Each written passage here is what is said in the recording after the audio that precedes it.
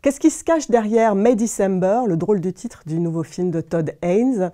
Eh bien, pas du tout un calendrier. May December, c'est une expression américaine pour dire qu'il y a une grande différence d'âge entre deux personnes dans un couple. How do you choose your roles? I want to find a character that's difficult to understand. I thought you were taller. You look taller on television, but we're basically the same size. C'est l'histoire d'une actrice qui est jouée par Natalie Portman, qui va à la rencontre de la femme qui existe réellement et qu'elle doit interpréter dans un film. Cette femme, c'est pas n'importe qui, elle est inspirée d'une vraie personne, Mary-Kay Letourneau. Ça a été un des grands faits divers des années 90 aux États-Unis, puisque c'était une professeure qui avait eu une liaison absolument scandaleuse et illégale, faut-il le rappeler, avec un de ses élèves de collège, un gamin de 13 ans. Il se trouve qu'elle est allée en prison, qu'elle a accouché en prison et qu'à sa sortie de prison, elle a épousé le jeune homme, qu'ils ont fondé une famille, eu des enfants, etc. Et puis, elle a fini par s'éteindre d'un cancer. Évidemment, on s'est tous demandé ce que Todd Haynes allait faire de cette histoire, et il en fait un film absolument passionnant, une sorte de duel de femmes, donc entre Natalie Portman et Julianne Moore, mais aussi ce que c'est qu'être une actrice et les forces et les faiblesses changeantes des personnages. Why would you want to play someone who you think is a bad person? It's the moral gray areas that are interesting, right? He's getting on my last nerve. He's just everywhere I look.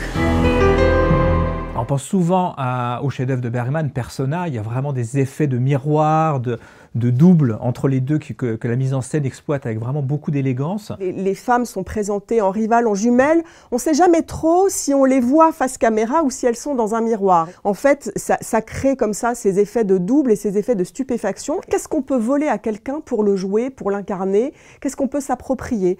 Ses postures, est-ce qu'on peut, voilà, elle étudie son physique, elle va s'approprier son maquillage. Qu'est-ce que l'autre veut bien donner aussi? Est-ce qu'elles peuvent vraiment se comprendre et entrer en connexion, ou est-ce que ça va être une histoire de vampirisme et qui va dévorer l'autre? I want you to tell the story right, don't I?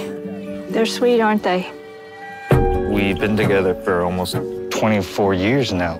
It's hard to trust that you're going to represent things as they were. What would make a 36-year-old woman have an affair with a 7th grader? On saisit cette famille à un moment très particulier qui est le départ du foyer des enfants devenus grands. Les enfants vont voler de leurs propres ailes et vont quitter le domicile familial.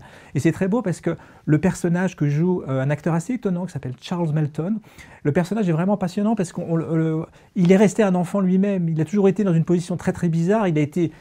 Parce qu'il lui est arrivé, il est devenu adulte beaucoup trop tôt. Il est en fait très très proche de ses enfants parce qu'ils ont une différence d'âge assez réduite. Et il y a vraiment des scènes magnifiques entre ce père et ses enfants qui montrent à la fois l'abîme qui les sépare et leur très très grande complicité. Et il y a quelque chose de magnifique, c'est que c'est un personnage qui protège des papillons, qui prélève des œufs dans la nature pour sauvegarder une espèce de papillon qui s'appelle les monarques. Et dont le but dans la vie, c'est de les remettre en liberté. Et rien que ça, en fait, il y a une profondeur, il y a des couches et des couches de profondeur dans ce film, tout en évitant complètement une espèce de psychologie de bazar. Insecure people are very dangerous, aren't they? On a découvert le film à Cannes et à l'époque, la sortie de la salle, les gens qui disent « Oh là là, mais quel ringard, ce Todd Haynes, il a utilisé la musique de Faites entrer l'accusé ».